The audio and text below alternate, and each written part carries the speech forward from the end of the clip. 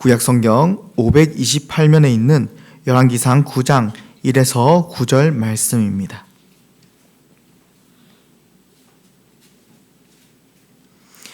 열왕기상 9장 1에서 9절 말씀을 한 절씩 교독하시겠습니다.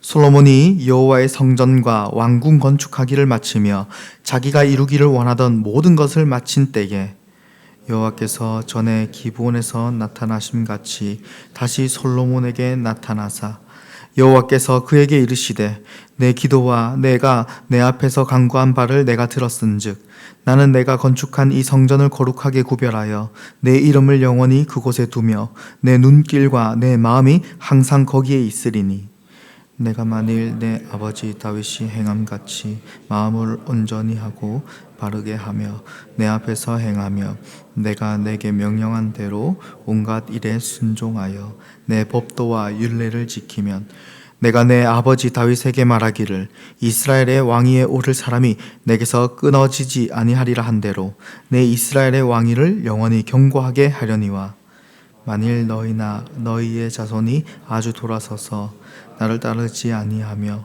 내가 너희 앞에 둔 나의 계명과 법도를 지키지 아니하고 가서 다른 신을 섬겨 그것을 경배하면 내가 이스라엘을 내가 그들에게 준 땅에서 끊어버릴 것이요 내 이름을 위하여 내가 거룩하게 구별한 이 성전이라도 내 앞에서 던져버리리니 이스라엘은 모든 민족 가운데에서 속담거리와 이야기거리가 될 것이며 이 성전이 높을지라도 가는 자마다 놀라며 비웃어 이르되 여호와께서 무슨 까닭으로 이 땅과 이 성전에 이같이 행하셨는가 하며 함께 읽겠습니다. 대답하기를 그들이 그들의 조상들을 애굽 땅에서 인도하여 내신 그들의 하나님 여호와를 버리고 다른 신을 따라가서 그를 경배하며 섬김으로 여호와께서 이 모든 재앙을 그들에게 내리심이라 하리라 하셨더라. 아멘. 오늘 우리가 읽은 본문은 솔로몬의 인생에서 가장 화려하고 영광스러운 때를 보여주는 장면입니다.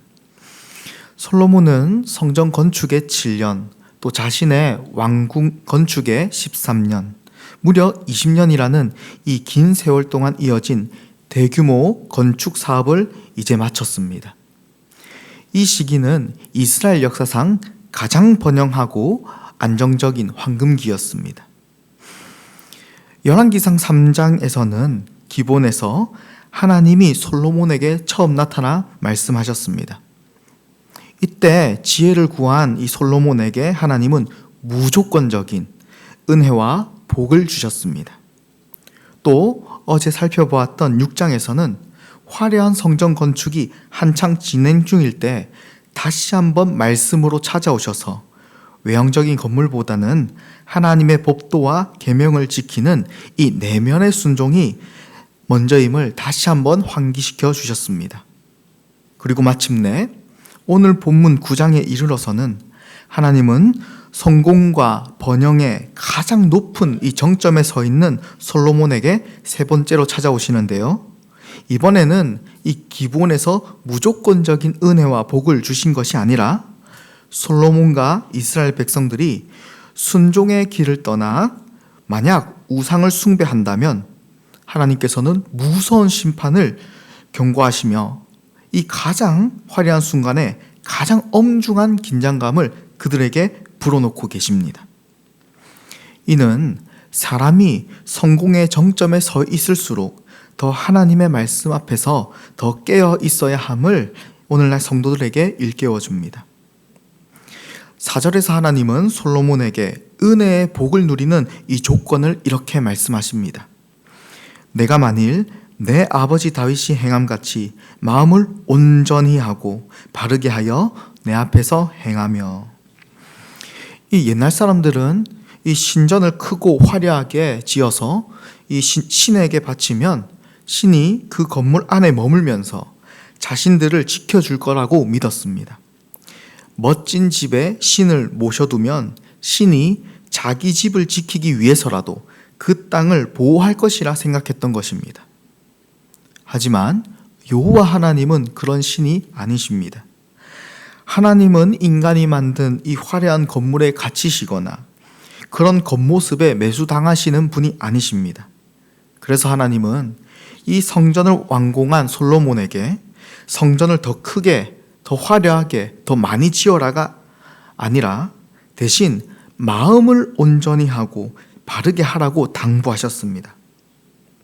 하나님께서 진짜 머물길 원하시는 곳은 화려한 건물이 아니라 진실한 우리와 함께 있기를 원하셨습니다. 여기서 온전함과 바름이라는 이 히브리어 원어의 의미는 죄를 단 한 번도 짓지 않는 도덕적인 완벽함을 뜻하지 않습니다.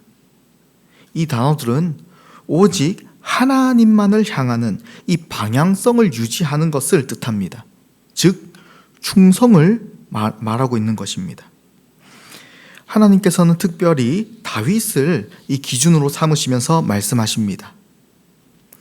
성도 여러분, 왜 하나님께서는 특별히 이 다윗을 기준으로 말씀하셨을까요?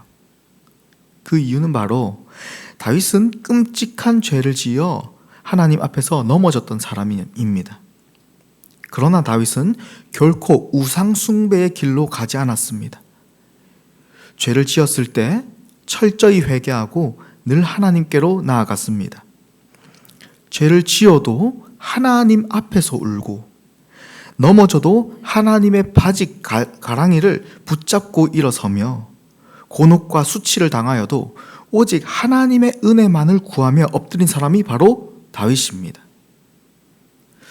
사실 이 열왕기서를 가장 처음 읽었던 이 사람들은 바벨론의 나라를 빼앗기고 포로 끌려간 이스라엘 백성들이었습니다.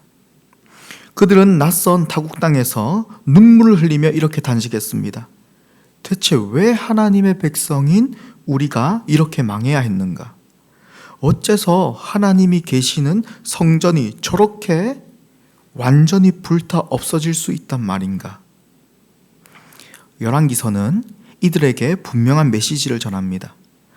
하나님의 성전이 불타고 하나님의 백성들이 포로로 끌려간 이유는 하나님의 능력이 모자라거나 없어서가 아니라 하나님의 말씀을 지키며 살아가는 것이 진짜 복인데도 불구하고 그들은 아무 능력도 없는 가짜 신들을 쫓아갔기 때문이다라고 말하고 있는 것입니다. 즉, 그들에게 임한 이 비참한 현실은 하나님이 약해서가 아니라 백성들이 스스로 헛된 우상을 선택한 당연한 결과였다고 성경은 뼈아프게 지적하고 있는 것입니다.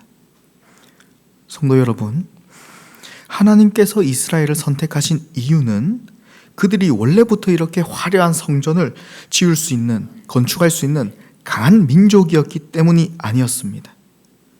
그들을 선택하신 것은 신명기 7장 7에서 8절에 그 이유가 나옵니다. 제가 읽어드리겠습니다. 여호와께서 너희를 기뻐하시고 너희를 택하심은 너희가 다른 민족보다 수효가 많기 때문이 아니니라. 너희는 오히려 모든 민족 중에 가장 적으니라. 여호와께서 다만 너희를 사랑하심으로 말미암아. 아멘. 하나님의 보호하심이 없었다면, 하나님의 사랑하심이 없다면 그들은 결코 강대국들 사이에서 살아남지 못하는 아주 약한 민족이었습니다.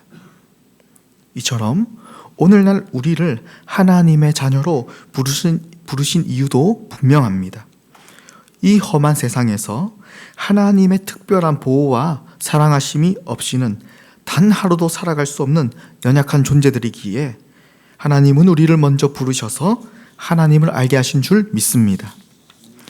하나님께서 우리에게 약속하신 복은 무조건적이고 절대적이고 영원합니다. 하지만 오늘 이 시대를 살아가는 우리가 그 복을 내 삶에서 온전히 누리기 위해서는 매일매일 말씀을 따라가는 순종이 반드시 필요합니다. 이것은 마치 에너지를 얻기 위해 밥을 먹어야 하는 것과 같습니다.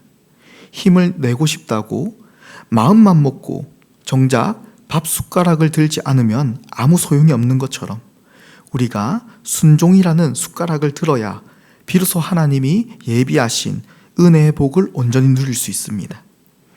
솔로몬과 그의 이스라엘 백성들은 성전도 있었고 율법도 있었습니다. 하나님도 함께 하시겠다고 말씀하셨습니다. 그러나 그들은 결국 불순종의 길을 따라갔고 모든 화려함으로 가득했던 그 성전에는 돌 하나도 돌 위에 남지 않고 무너졌습니다. 오늘 본문에서 우리가 살펴보았지만 완전한 순종은 죄를 단 한 번도 짓지 않는 도덕적인 이 완벽함을 뜻하는 것이 아닙니다.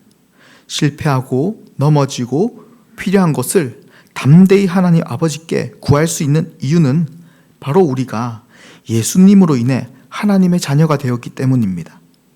자녀는 실수합니다.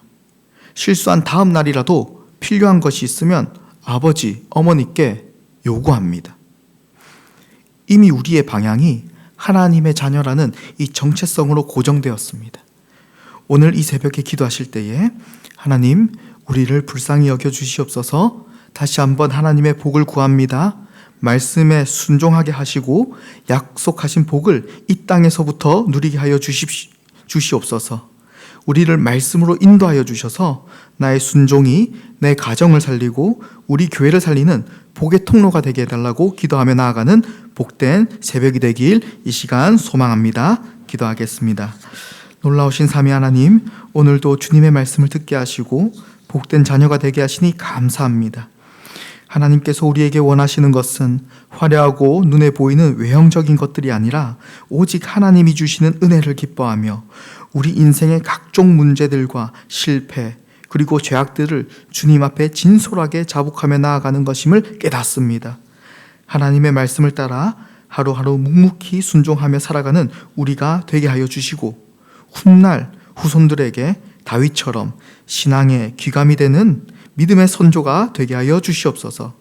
우리 자녀들이 할아버지와 할머니, 아버지와 어머니를 생각할 때마다 세상의 성공보다는 먼저 하나님 앞에 엎드려 눈물로 기도하며 간구했던 그 거룩한 뒷모습을 가장 먼저 떠올리게 하여 주시옵소서.